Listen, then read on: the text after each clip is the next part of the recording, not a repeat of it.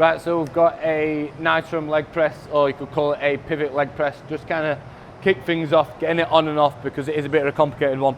So as we come up, you got to drive off and then pull the handle up. When we go back in, you've got to almost drive down and backwards, because what we see on this one is often people jump into it, get a little bit confused about getting it back on, so we'll just touch on that straight away. So when it comes to a pivot leg press, again, this will differentiate on how tall you are, but I'll often find is this will bring in a little bit more hamstring and glute, and almost like a whole leg focus rather than too much quad dominant. So as we come up, as we can find with this, because it's a pivot, it's not going to come in direct, it's going to wrap around. And what I often find with this is it will actually force your hips out of the bed a little bit more than what a conventional leg press would do.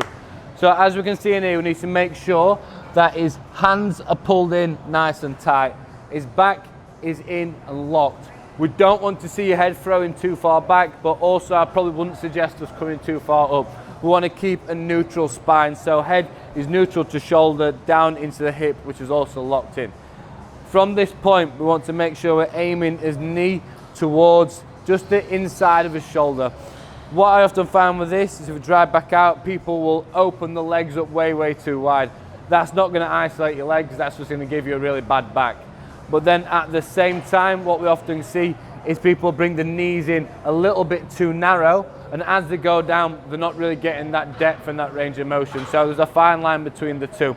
So once he's locked in, he's going to go down nice and slow, keeping it direct just towards his shoulder line, not open up too wide at the bottom, drive out, making sure that he doesn't lock his legs out at the bottom. That's really not what you want when you've got a lot of weight on.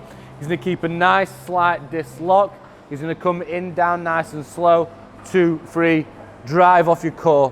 Exactly the same as a squat. When you get into this bottom point, you're going to squeeze and contract your core as much as possible, so you've got that platform to drive off alongside the rest of your body being nice and tight as well.